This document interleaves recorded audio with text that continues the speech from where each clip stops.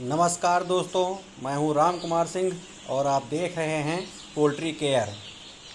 दोस्तों, आज हमारे फार्म में चिक्स का दूसरा दिन है और सुबह के समय इनमें जो हमने आज इनको जो मेडिसिन दी है, तो इस समय तो हमने अपने फार्म में चिक्स को जो मेडिसिन देना था वो मेडिसिन दे दिया है। लेकिन मैं आप लोगों को बता दूं कि आज हमने इनको क्या मेडिसिन दी है। तो आज हमने इनको पानी में लियोफ्लॉक्सासिन और सूजीवीट SE दिया है। लियोफ्लॉक्सासिन जो सुगना कंपनी देती है उसका नाम है लियोफ्लॉक्स L, और वो जो एंटीबायोटिक है वो है लियोफ्लॉक्सासिन। और सूजीवीट SE में विटामिन E और सेलेनियम होता है। तो चूज़ों को पहले सप्ताह में हमें ये मेडिसिन ज़रूर देनी चाहिए। दोस्तों, जो फार्मर भाई जैसे सुगना से जुड़े हुए हैं, तो सुगना कंपनी तो अपने फार्मर को ये मेडिसिन देती है। और अभी तक दोस्तों, कल से लेकर आज तक हमारे फार्म में एक मोर्टिलिटी हुई है। दोस्तों, जो लोग प्राइवेट फार्मिंग करते हैं वो विटामिन E और सेलेनियम जिसमें हो वो विटामिन ले लें और लियोफ्लॉक्सासिन मेडिसिन ले लें, एंटीबायोटिक के रूप में जो मिलती है वो चलाएं अपने फार्म में। तो दोस्तों, आज हमारे फार्म में चिक्स का दूसरा दिन है, सुबह का समय है। पानी हमने इनको दे दिया है मेडिसिन डालकर। तो वही मैं देख रहा हूँ अपने फार्म में कि हमारे फार्म में आज चूजे कैसे हैं। तो हमें अपने फार्म में ये ज़रूर देखना चाहिए कि फार्म में इनकी एक्टिविटी कैसी है चूज़ों की।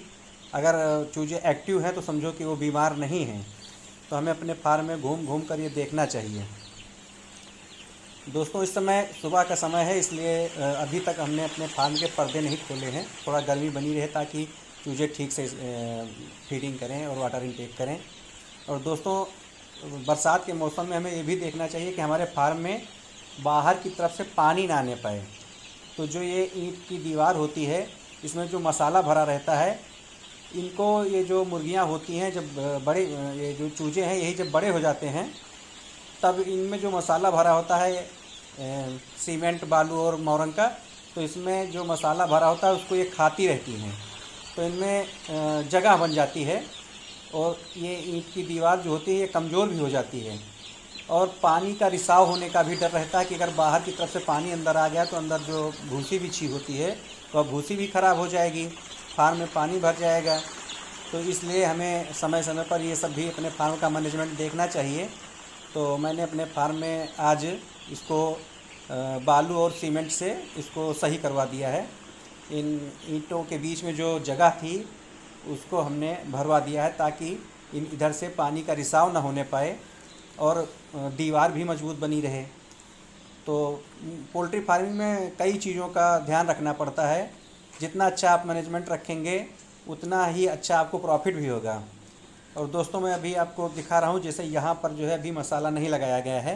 देखिए, यहाँ पर ईंटों के बीच में जगह है जो ये इस जगह से कभी भी बाहर की तरफ से अंदर की तरफ बरसात के महीने में पानी का रिसाव हो सकता है, क्योंकि इनमें जो जगह होती है उधर से ही पानी थोड़ा रिस कर आता रहेगा। तब फार्म के अंदर पानी भर जाने का भी डर रहता है और जो लिटर बिछी होती है अगर वो भीग जाएगी तब अमोनिया गैस भी बनने लगती है।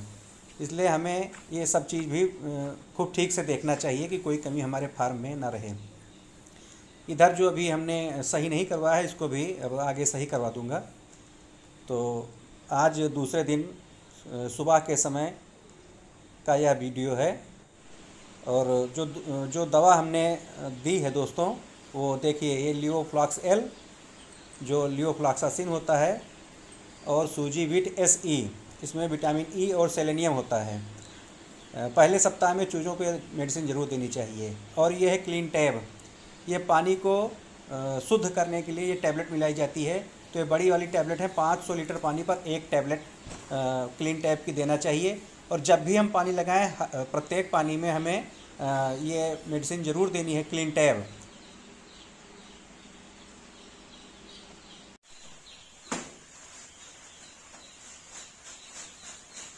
हमें अपने फार्म में ये भी देखना चाहिए कि हमारे फार्म में कोई कमज़ोर चूजा तो नहीं है। अगर कमज़ोर चूजे हों तो उनके लिए एक अलग सर्कल बना देना चाहिए जैसे इस समय मैं अपने फार्म में अलग सर्कल बनवा रहा हूँ। इस समय लगभग 10 बजा है, तो हमने ऊपर से जो पर्दे हैं उनको थोड़ा थोड़ा खुलवा दिया है ताकि हवा का वेंटिलेशन बना रहे और फार्म के अंदर गर्मी भी बहुत ना बढ़ ज़्यादा होने पाए, क्योंकि अगर पर्दे बंद रहेंगे तब टेम्परेचर बढ़ने लगता है।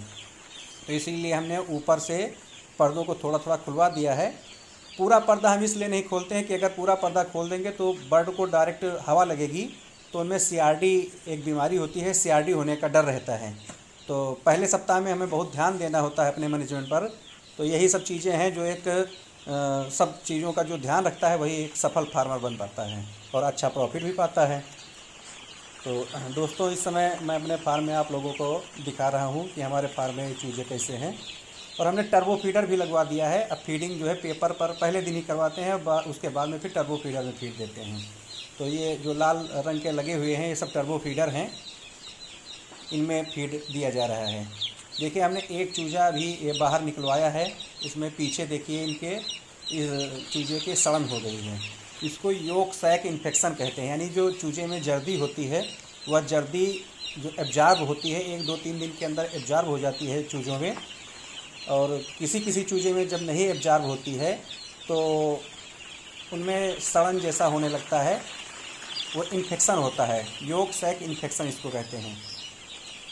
दोस्तों, इस समय अब तक यानी 10 बजे तक लगभग 10 बजे तक अब 2 मोर्टेलिटी हो चुकी हैं हमारे फार्म में। कल चूजा आया था तब से लेकर अब तक 2 मोर्टेलिटी हो चुकी हैं। और इस बार जो चूजे आए हैं काफ़ी एक्टिव हैं, इसीलिए मोर्टेलिटी कम हुई है। अगर चूजे अच्छे नहीं मिलते हैं, कभी कभी उनकी क्वालिटी कम अच्छी होती है, तब मोर्टेलिटी ज़्यादा होने लगती है। और कुछ तो फार्म के मैनेजमेंट पर भी निर्भर करता है। अगर आपके फार्म का मैनेजमेंट अच्छा रहेगा तब मोर्टेलिटी कम होगी।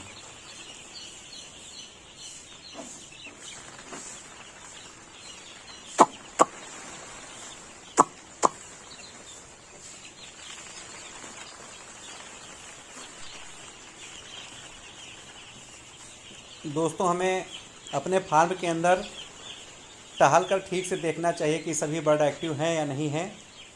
तो इस समय 10:02 हो चुके हैं और इस समय 93.7 डिग्री फ़ारेनहाइट टेम्परेचर है और 66% ह्यूमिडिटी है, यानी वातावरण में 66% नमी है और 93 डिग्री फ़ारेनहाइट इस समय टेम्परेचर है। लगभग 1 दिन या 2 दिन के चूज़ों के लिए ऐसा टेम्परेचर सही रहता है। तो इस समय सही टेम्परेचर है हमारे फार्म में, चूजे काफ़ी एक्टिव हैं। और दोस्तों, आप लोग भी अपने फार्म में टेम्परेचर पर ध्यान रखें। जब भी टेम्परेचर ज़्यादा बढ़ने लगे तब हमें पर्दों को ऊपर की तरफ से खोल देना चाहिए, और जब टेम्परेचर घटने लगे तब पर्दों को बंद कर देना चाहिए, ताकि एक सही टेम्परेचर हमारे चूज़ों को मिलता रहे।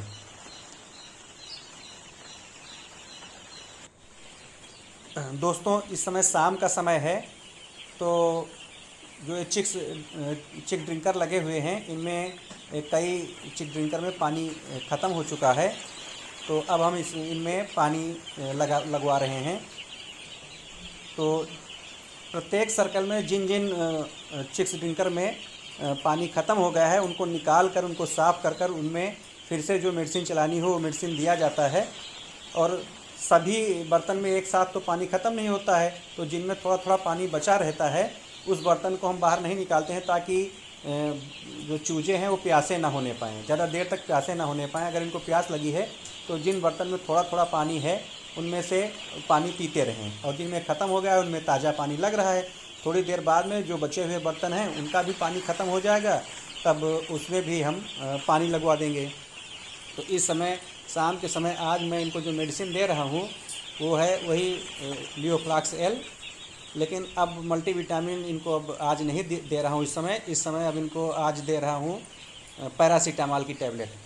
दोस्तों, हमें पैरासीटामॉल की टैबलेट भी 1 दिन के बाद में ज़रूर 1 डोज ज़रूर देनी चाहिए, क्योंकि जो चूजे ट्रांसपोर्टेशन से होकर आते हैं, यानी हैचरी से आते हैं, तब जो इनमें कभी कभी फीवर हो जाता है, इनको बुखार आ जाता है या कमज़ोरी महसूस होती है या इनको हरारत महसूस होती है, तब हमें पैरासीटामॉल ज़रूर दे देना चाहिए ताकि ये खूब एक्टिव रहें।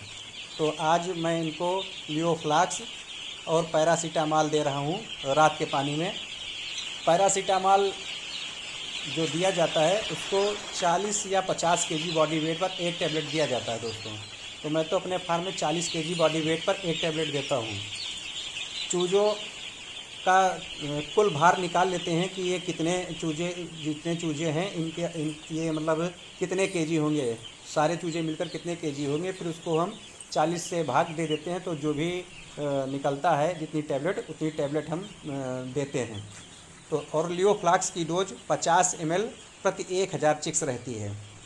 तो आज रात के पानी में मैं इनको लियोफ्लैक्स और पैरासीटामॉल दे रहा हूँ। दोस्तों ज़रूरी नहीं है कि आप भी अपने फार्म में एकदम सेम यही दवा दें, जैसे उस दिन जो लक्षण हो उस हिसाब से देना चाहिए। लेकिन 1 दिन और 2 दिन 3 दिन तक जो शेड्यूल लगभग जो कंपनियां बताती हैं या जो एक अच्छे फार्मर बताते हैं वैसा ही हमें फॉलो करना चाहिए। फिर लक्षण के अनुसार हमें मेडिसिन देनी चाहिए। तो मैं कोशिश कर रहा हूं कि दूसरे दिन की संपूर्ण जानकारी आपको इस वीडियो में दूं।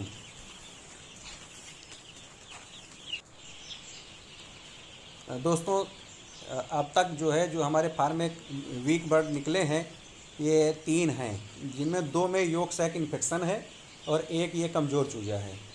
तो जो इनमें यॉर्क सैक इन्फेक्शन है ये तो ज़्यादा मतलब ख़राब दिख रहे हैं। हो सकता है इनमें मोर्टेलिटी ये दोनों 1-2 दिन में हो सकता है कि मर जाएं। लेकिन ये जो वीक वाला बर्ड है इनको अलग कर दिया गया है, तो ये तो ज़रूर बच जाएगा।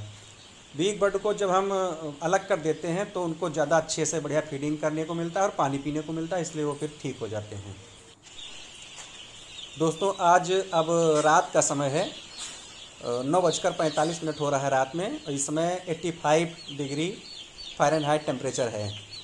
तो इस समय जब टेम्परेचर थोड़ा घट गया है तो इस समय पर्दे भी बंद कर दिए गए हैं। रात में पर्दे बंद रहेंगे ताकि टेम्परेचर जो है अब इससे ज़्यादा कम ना होने पाए। और रात में चूजे थोड़ा सुस्त हो जाते हैं, दिन में ज़्यादा एक्टिव रहते हैं। तो जब ये रात में थोड़ा देखिए कि जब ये सुस्त रहें, मान लीजिए बैठे हुए हैं, तो इनको डिस्टर्ब करते रहना चाहिए। जब हम इनको थोड़ी देर पर डिस्टर्ब करते रहेंगे तब ये उठकर जो है वाटर इंटेक भी करेंगे और फीडिंग भी करेंगे। ऐसा करने से पहले सप्ताह में हम इनको ठीक से जब फीडिंग करा देते हैं और पानी भी जब ये खूब पीते हैं तब ये ज़्यादा मतलब जब ये बड़े हो जाएंगे तब इनका बहुत अच्छा वज़न आएगा।